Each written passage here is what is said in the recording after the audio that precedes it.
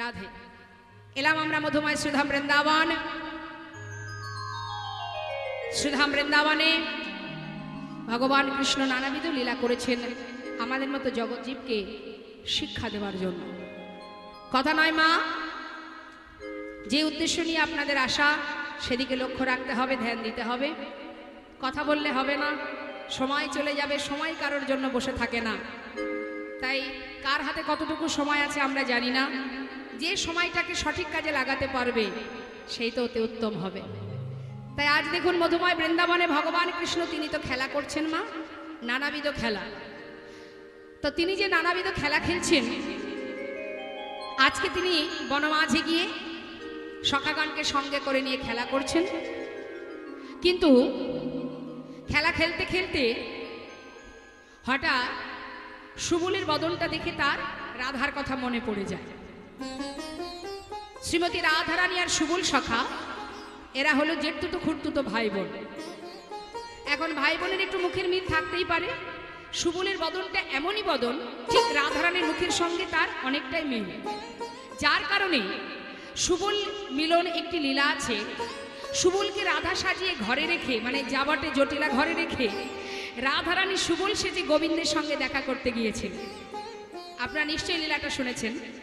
তাহলে কতটা মুখের মিল থাকলে তাকে রাধা সাজিয়ে ঘরে রাখা যায়, ওই বাদিনীর ঘরে। তাও তা মা, তাই সুবলকে দেখা মাত্রই গোবিন্দের যেই না রাধার কথা মনে পড়ে, আর কিন্তু গোবিন্দের খেলায় মন বসে না।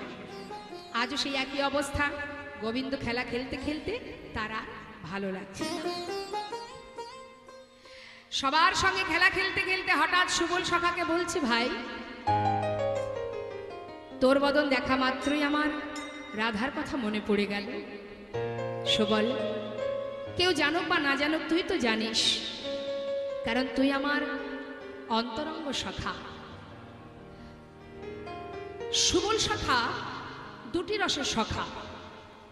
গোবিন্দের দুটো রসের সখা হলো সুবল। এক সখ্য প্রেমের সখা, সখ্য রসের, আর এক হলো মধুর রসের সখা। অর্থাৎ শ্রীমতী রাধারানীর সঙ্গে গোবিন্দের যে মধুর প্রেম, এই কথা কিন্তু সব সুবল জানে। তাই মধুর রসের সখা হলো সুবল, আবার সখ্য প্রেমের সখা হলো সুবল। এখন সুবল সখা যেই না রাধার কথা বলেছে, গোবিন্দ সুবল বলছে, দেখ কানাই, কানাই, যখন তখন রাধাকে আনার কথা বললে কি করে আনবো রে? তাকে তো আনা সহজ কথা নয় ভাই। গোবিন্দ বললেন, দেখ সুবল, তুই যদি একটিবারের জন্য রাধাকে এনে দেখাস, আমি চিরতরে তোর চরণে দাস হয়ে পড়ে থাকবো। হরি বল। সঙ্গে সঙ্গে সুবল বলছে, আয় কানাই, দাঁড়া দাঁড়া দাঁড়া, তুই যে অহরহ বলিস আমি রাধা দাস, রাধা দাস, রাধা দাস, তা যে একজনের দাস হয়ে পড়ে আছে সে অন্য আর একজনের দাস হবে কি করে? হ্যাঁ, আরে বাবা, সেখান থেকে যদি তোর এই দাসত্ব বৃত্তি থেকে মুক্তি পাস, তবেই তো আমার দাস হতে পারবি। কানাই, আমার দাস হওয়ার কোনো দরকার নেই, শুধু তোর কাছে আমার একটা নিবেদন, আমি যেন যুগে যুগে তোর সখা হয়ে থাকতে পারি। তাই গৌর হরি বল, হরি বল। তা ভাই, একটিবার তাহলে রাধারানীকে এনে দেখা। সুবল বললেন, এক কাজ কর, আপাতত বাঁশিটা বাজিয়ে দে, রাধারানী শুনতে পাক, তারপরে চিন্তা পরে হবে। তুই আর দেরি না করে মুরলীর ধ্বনি কর, বংশীর ধ্বনি কর। সঙ্গে সঙ্গে আমার গোবিন্দ বংশীর ধ্বনি করলেন। বৈষ্ণব মহাজন পদাবলিতে বললেন, দেখো খেলা রসে ছিল কানা,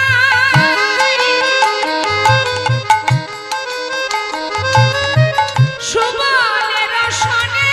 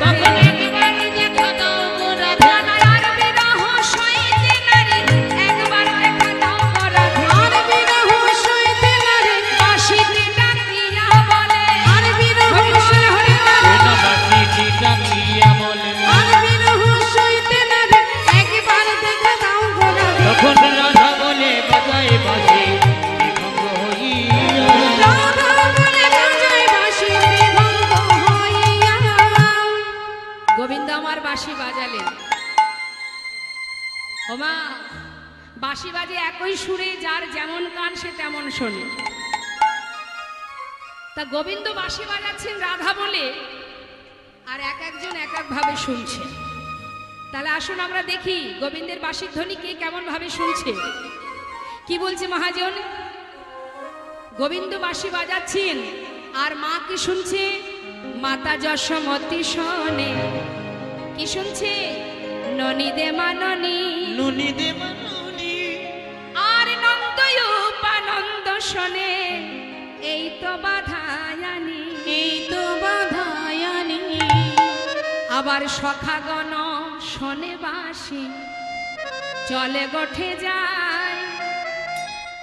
আমাদের রাধা রানী শোনে বাঁশি, একবার ঘাটে এসোরা। ওই দেখো তাই গৌর হরিবল। শুনে বাঁশি, একবার ঘাটে এসোরা। যার যেমন গান সে তেমনই শোনে। তার একটা সামাজিক দৃষ্টান্ত দিই মা। গাছে যে পাখি ডাকে, বলতে পারবেন কি বলে ডাকে পাখি? আপনারা জানেন কি বলে পাখি? পাখি পাখির ভাষায় ডাকে, তাই তো? এখন গাছতলা দিয়ে যাচ্ছে তিনজন বন্ধু, চারজন বন্ধু, আর গাছের পাখি তার মতো কিন্তু সে কথা বলছে। এখন এই যে চারজন বন্ধু কে কি করে? একজন করেন, এই চারজন কে কে শুনে নিন। একজন হলেন বৈষ্ণব, আচ্ছা, একজন হলেন মুসলমান, আর একজন হলেন ব্যবসাদার, ব্যবসা করেন, আর একজন হলেন কুমোর। এই চারজন যাচ্ছে রাস্তা দিয়ে। গাছের পাখি গাছে ডাকছে বাবা, এটা একটা দৃষ্টান্ত। এই অর্থটা একটু পরে বোঝাবো। এখন যে ব্যবসাদার তিনি কিন্তু নানাবিধ সবজির ব্যবসা করে।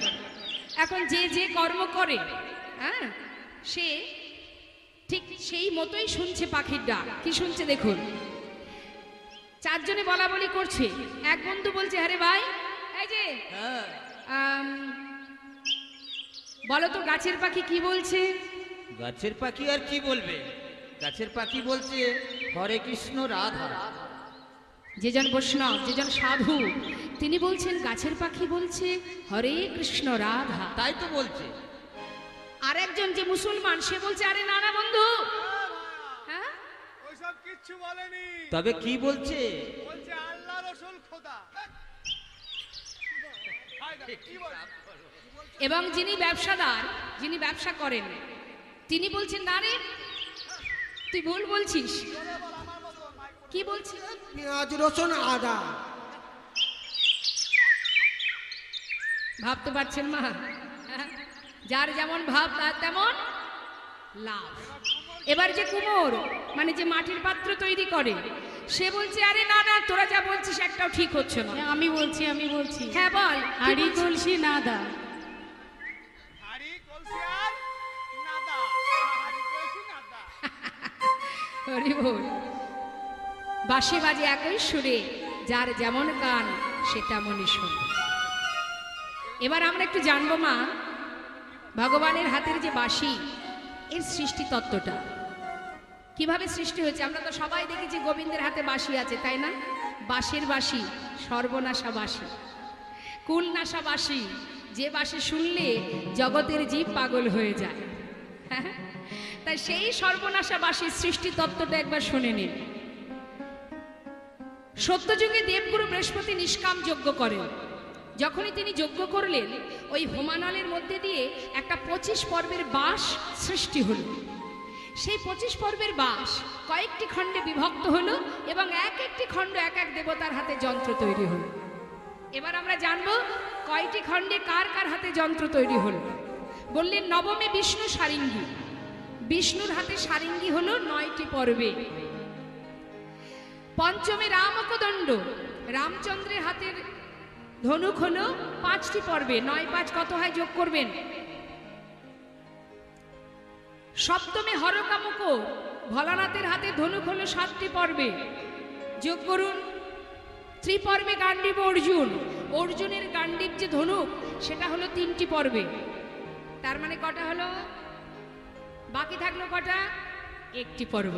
সেই একটি পর্ব বিশ্বকর্মা নিরজনে বসে ভগবান শ্রীকৃষ্ণের হাতের বাঁশি তৈরি করলেন। হরি বল। সেই বাঁশি আজ বাজলো, যার উদ্দেশ্যে বাজলো কে সে? রাধারানী। যার উদ্দেশ্যে বাজলো সে শুনল। সখীদের বলে উঠলেন, দেখ সখী, ওই দেখ কালার বাঁশি বাজে। সখী রে, সে কি জানে না আমি কেমন ঘরে বাস করি? বাদিনীর ঘরে আমার বাস। মন চাইলে আমি যেতে পারবো না তার কাছে। লাঞ্ছনা গঞ্জনার মধ্যে দিয়ে ওই কুলনাশা সর্বনাশা বাঁশির ধ্বনি আমাকে যে আকুল করে তোলে। বল সখী, আমি করব কি উপায়? আজ তোদের কাছে একটু বলি, শোন আমার মনের কথা। শ্রীমতী রাধারানী দুঃখ করছেন মা বাঁশি নিয়ে। বাঁশির প্রতি আক্ষেপ। কি দুঃখ? ও বাঁশি রে, বাঁশি রে, বাঁশি রে,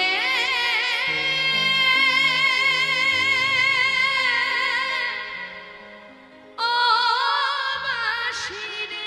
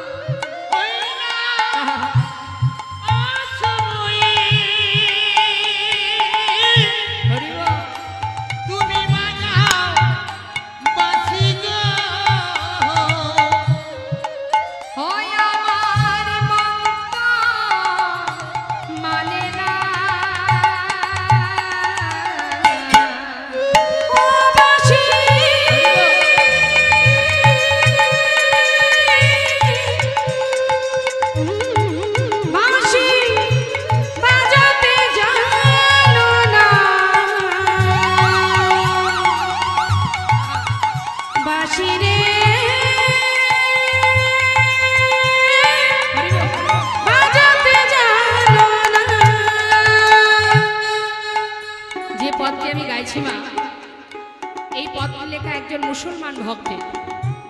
দেখুন, যার নাম চাঁদ কাজী সাহেব, কত সুন্দর এই পদটি তিনি লিপিবদ্ধ করলেন। কি বলছেন? সখীরে, ওই কুলনাশাবাসী কখন বাজে জানিস? শোন, আমি যখন বৈশা থাকি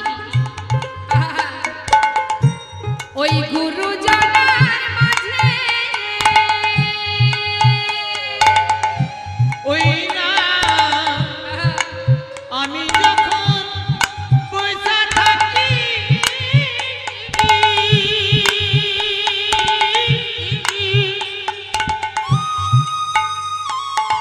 ওই গুরুজনার মাঝে বধূ তখন বাজায় বাঁশি, বধূ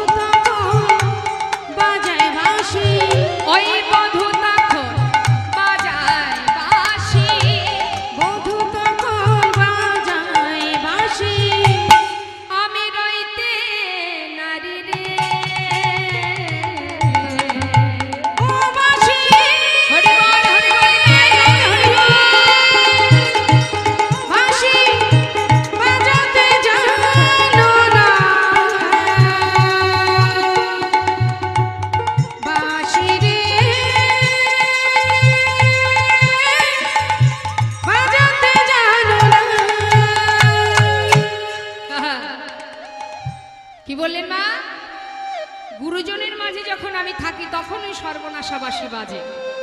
যদি তার সন্ধান পেতাম ঝাড়ে মূলে উপাড়িয়া সাগরে ভাসিয়ে দিতাম।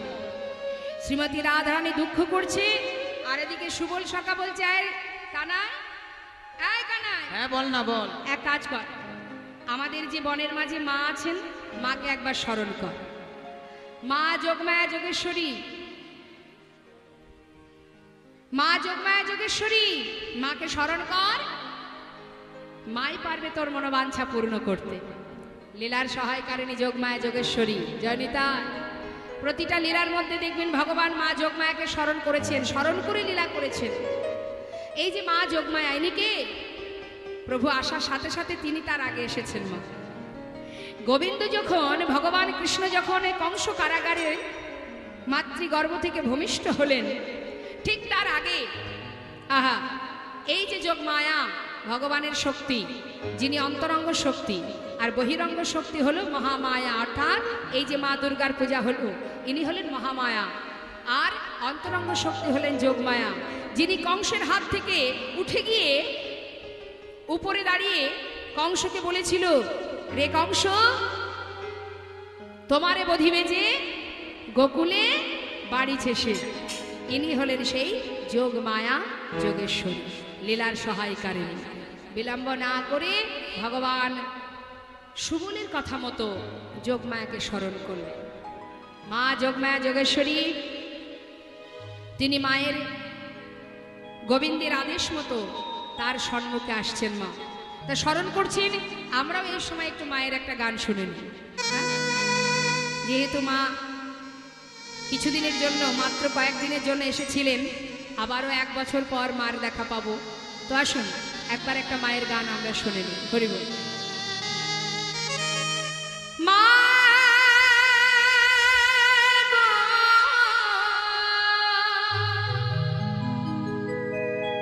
আমার মা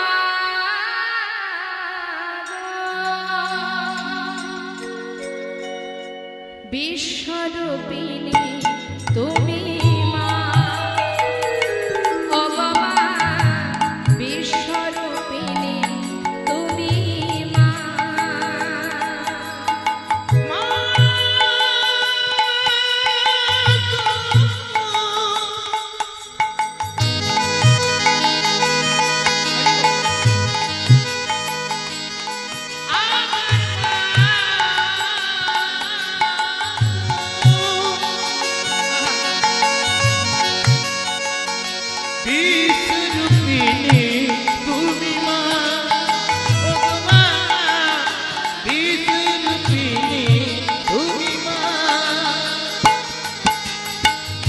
কত না রূপী নয়, কত যে লীলা করো, কত না রূপী লয়, কত যে লীলা করো।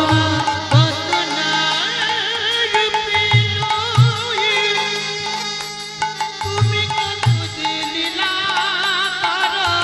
সকলে তোমার মহিমা মা। বিশ্বরূপিণী তুমি মা, ও গো মা বিশ্বরূপিণী তুমি মা।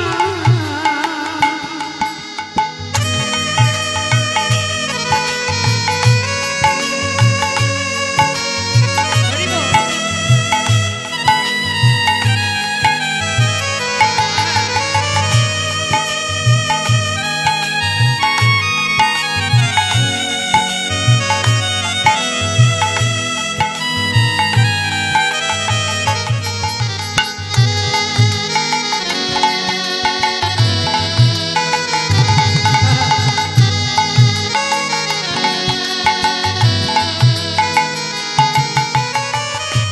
সর্বমঙ্গলে সব দুঃখ হরণ, পাও তুমি কত যাতনা মা গো। কথাটা কি বলেন মা?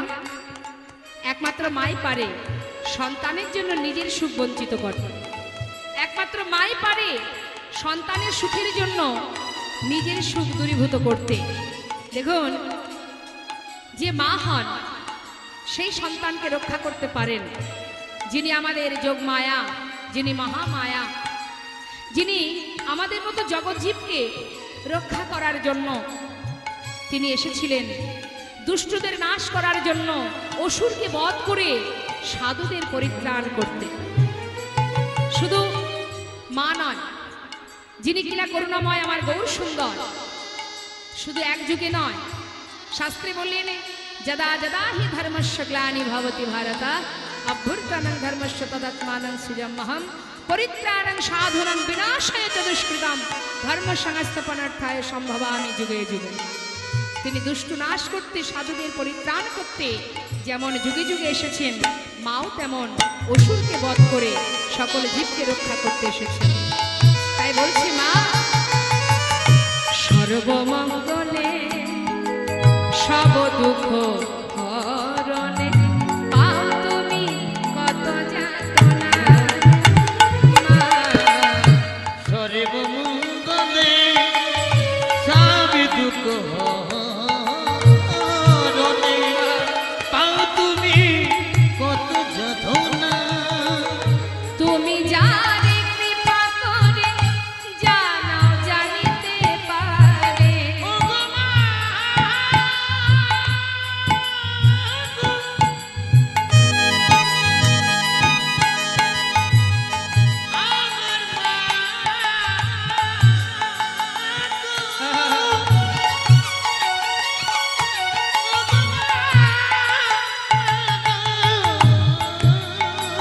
তুমি যাদের কৃপা করে জানাও জানিতে পারে, সকলে তোমার মহিমা, মা বিশ্বরূপিণী তুমি মা,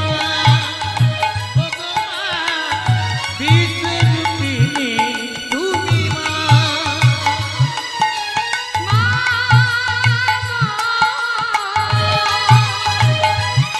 আমার মা বিশ্বরূপিণী তুমি মা, ওই বিশ্বরূপিণী তুমি মা, তাই গৌর হরি বিশ্বরূপিণী তুমি মা, বিশ্বরূপিণী তুমি ভগবান কখন কখন রাধারানীকে দেখবেন, কখন তার মনে বাসনা জাগবে, সে তো একমাত্র মা যোগমায়াই জানেন। ধীরে ধীরে মা যোগমায়া গোবিন্দের নিকটে এসে বললেন, হে প্রভু, কেন স্মরণ করেছো আমি জানি, তুমি রাধারানীকে দেখতে চাও, কিন্তু এই অসময়ে তাকে আনা তো সহজ কথা নয়। তবে হ্যাঁ, যদি তুমি কৃপা করো আমি অবশ্যই তাকে তোমার সামনে এসে দাঁড় করাবো। তো তুমি এক কাজ করো প্রভু, এই অসময়ে রাধারানীকে আনতে হলে তোমাকে একটু ছলনা করতে হবে। কি ছলনা? না, এই ভর দুপুরে তোমাকে মঙ্গল ঘট স্থাপন করে এই পথের ধারে তোমাকে দানি সেজে দাঁড়াতে হবে, আর আমি মথুরায় দধিদুগ্ধ ঘৃত ঘোল বিকিকিনির ছলনা করে রাধারানীকে বাহির করে নিয়ে আসো। জানি তাই আজ ভগবানকে দাঁড় করালেন কিভাবে মা? দানি সাজিয়ে। তা তিনি দানি সাজিয়ে দাঁড়ালেন। দেখুন, দান অনেক রকমের আছে। আমাদের ইহজগতে আমরা বিভিন্নভাবে দান করি, রক্তদান, বস্ত্রদান, অন্নদান, ভূমিদান করি তো। তা এই যত রকমের দান আছে তার মধ্যে শ্রেষ্ঠ দান কি? সেটা হলো হরিনামামৃত সুধা দান। এই যে হরিনামামৃত সুধা দান, অর্থ আমরা সকলেই উপার্জন করি, সকলেই অর্থ উপার্জন করি কম বেশি, কিন্তু সৎ কাজে ভগবৎ সেবা, ভক্ত সেবা, নরনারায়ণের সেবার জন্য এই যে দান করা, এটাই হলো উত্তম দান, শ্রেষ্ঠ দান। যদি কেউ ভগবৎ সেবা দিতে পারে, ভগবতের ভক্ত ভগবৎ সেবা করাতে পারে, এটাই জীবনের শ্রেষ্ঠ কর্ম, উত্তম কর্ম। দান তিন রকমের হয় মা: রাজসিক দান, সাত্ত্বিক দান আর তামসিক দান। একটু জেনে রাখবেন বাবা, তামসিক দানটা হচ্ছে কেউ খুশি হয়ে কাউকে 500 টাকা 1000 টাকা দিচ্ছে মদ্যপান করার জন্য। কি গো মা, দেয় না? দেখবেন বন্ধুতে বন্ধুতে বলা বলি হয়, হ্যাঁ রে বন্ধু, তোর উপকার করব, তোর এত বড় কাজ করে দেব, আমাকে খাওয়াবি তো? হ্যাঁ নিশ্চয়ই নিশ্চয়ই, কেন খাওয়াবো না? সেক্ষেত্রে দেখা গেল 500 টাকা 1000 টাকা দিল, কি জন্য দিল? এটাও কিন্তু দান, এটাও দান হলো, কিন্তু এই দানটা কি হলো? এটাকে বলা হয় তামসিক দান, অর্থাৎ যে দিল এবং যে নিল উভয়ের সমান অপরাধ। এটা এক প্রকারের দান। আর হলো কি রাজসিক দান। আপনার অনেক টাকা আছে, আপনি একটা হরিবাসরে দান করছেন। আপনি যে টাকা দান করলেন সে 20 লাখ টাকা হোক, 50 লাখ টাকা হোক বা 50,000 টাকাই হোক, আপনি দান করা মাত্রই আপনার পিছনে মানে মনে মনে একটা বাসনা জাগলো। কি বাসনা? আমি যখনই যাব আমাকে বড় চেয়ারটা দেবে, এত টাকা দান করেছি, আমার নাম মাইকে বারবার ঘোষণা হবে, সবাই আমাকে মাথায় তুলে রাখবে। এই যে যশ খ্যাতি পাওয়ার আশায় যদি কেউ লাখ লাখ টাকাও দান করে দেয়, সে দান কিন্তু তার বৃথা, কোনো লাভ নেই, ভস্মে ঘি ঢালা হয়ে যায়। সাত্বিক দান কাকে বলে? আপনার 10 টাকা আছে কি আপনার 100 টাকা আছে, আপনি সেটাই ভগবানকে দিচ্ছেন, প্রভু সেবার জন্য দান করছেন। আপনার যেমন ক্ষমতা আপনি তেমনই দিচ্ছেন, কিন্তু তার পিছনে কোনো চাওয়া পাওয়া, কোনো উদ্দেশ্য থাকবে না।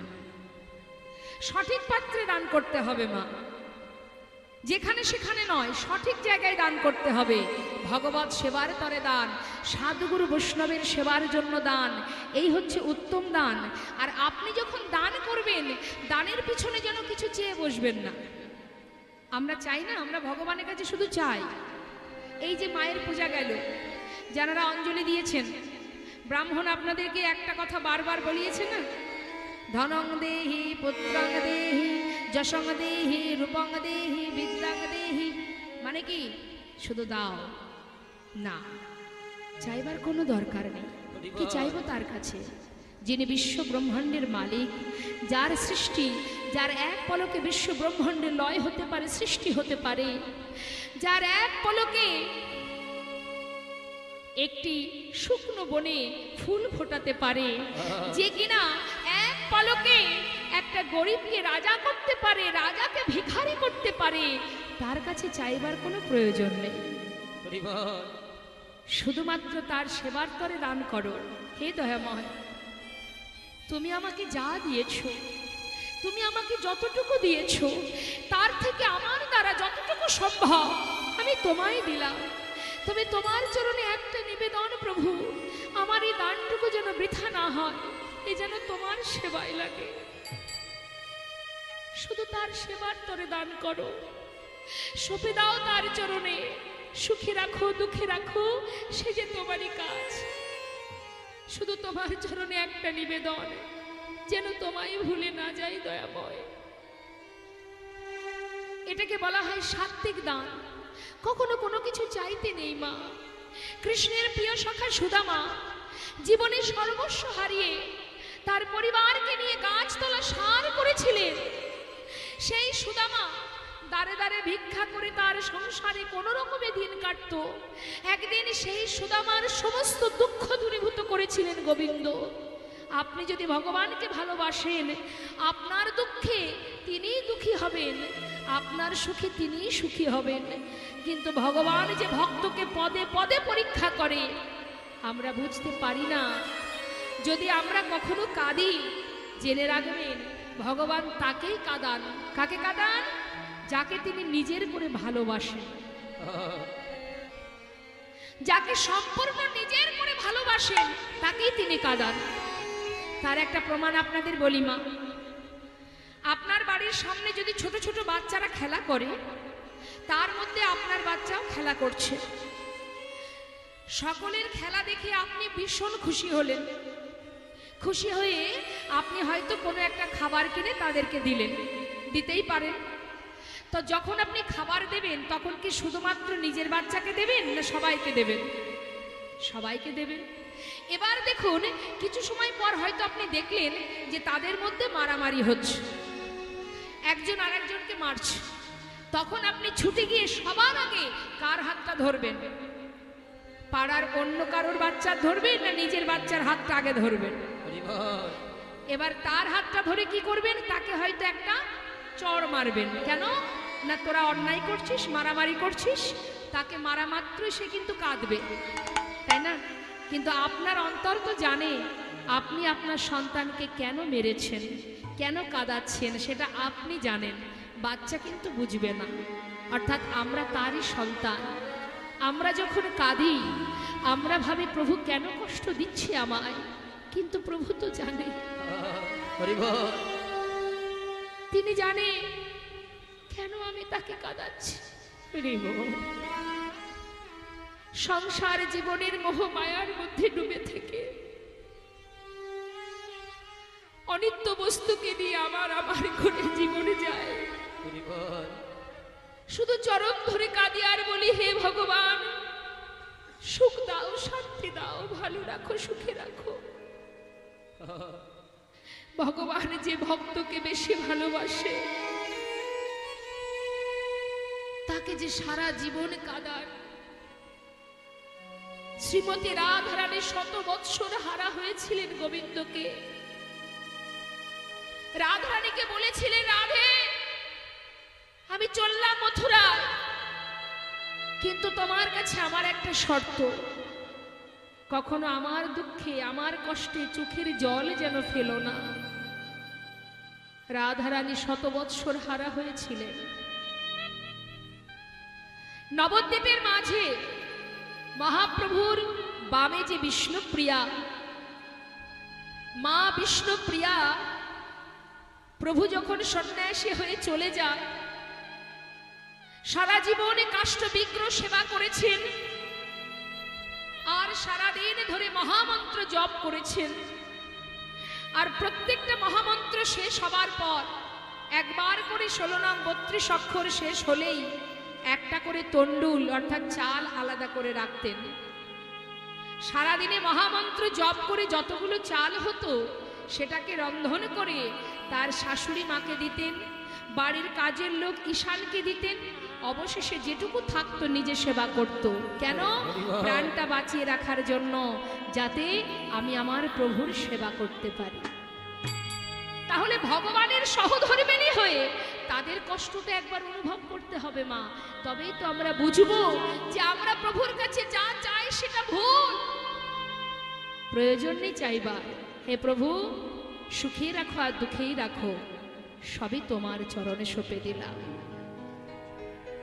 তিনি যে বিশ্ব ব্রহ্মাণ্ডের মালিক, এই বিশ্ব ব্রহ্মাণ্ডের সৃষ্টিকর্তা তিনি। ভাবছো বসে চলবে কি সে তুমি ভাববার কে?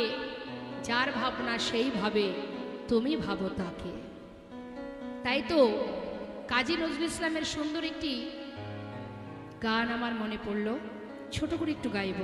কি বলছি? খেলিছ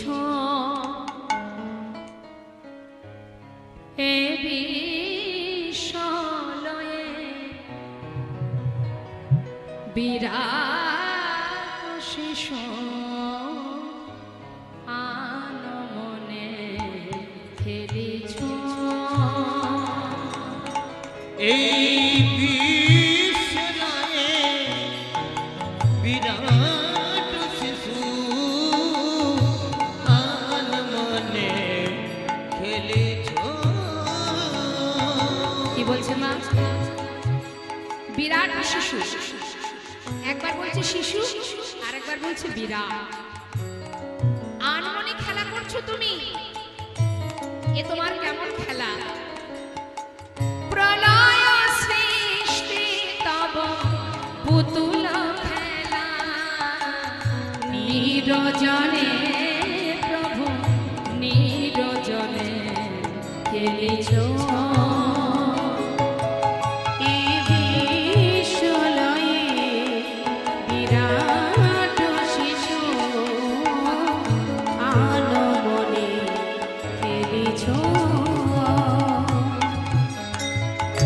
শূন্যে মহা আকাশে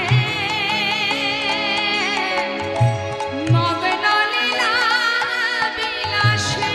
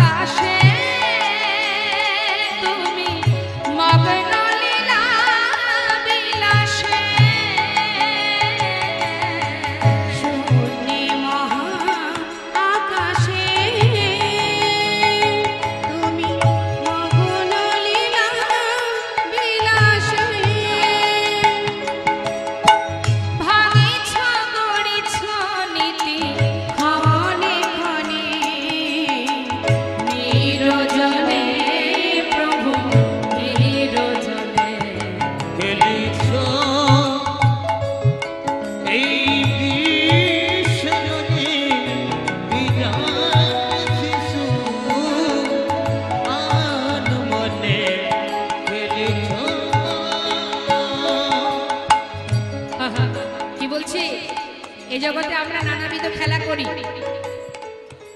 আমাদের খেলাধুলার যেসব জিনিস থাকে, খেলনা থাকে, সেগুলো কি ব্যাট থাকে, বল থাকে, নানাবিধ থাকে, পুতুল খেলা হয়, তাই না?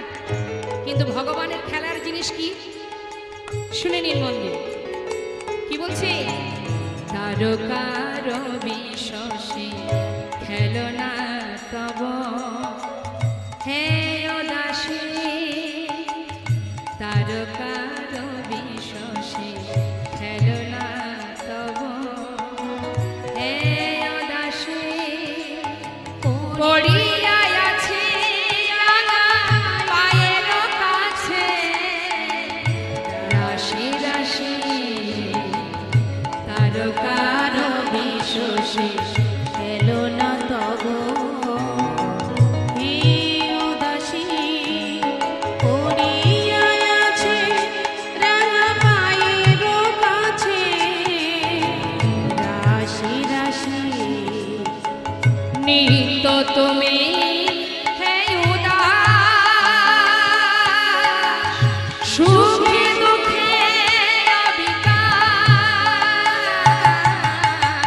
নিত্য তুমি হে উদাস, সুখে দুঃখে অবিকার, হাসিছ খেলিছ তুমি আপন সানে, নিরজনে প্রভু নিরজনে খেলেছ তাই বলে হরে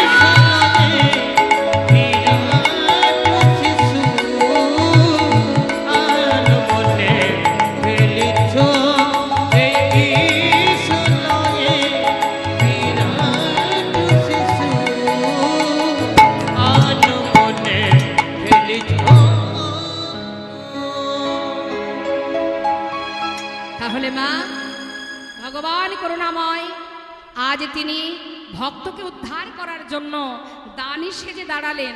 আর যেই না দাঁড়িয়েছে, এদিকে মা যোগমায়া তিনি বুড়ি মায়ের রূপ ধারণ করে, বৃদ্ধা বুড়ি মায় হয়ে এবার হাতে একটা লাঠি নিয়ে ঘোমটা টেনে গোবিন্দকে বললেন, তুমি অপেক্ষা করো, চললাম আমি যাবটে, দেখা যাক তাকে কেমন করে বাহির করব। হরে কৃষ্ণ। তা এবার আমাদের যাবটে যেতে হবে তো, গোবিন্দকে তো দাঁড় করিয়ে রেখেছি, তা এখন রাধারানীকে না নিয়ে আসলে তো আমরা যুগল দেখতে পাবো না। তা চলুন, আর দেরি কেন, এবার চলে যাই, যাবটে যাই। হ্যাঁ, এখন সমস্ত ভক্তগণ আমরা সকলে মিলে এবার যাব জটিলা ভবনে।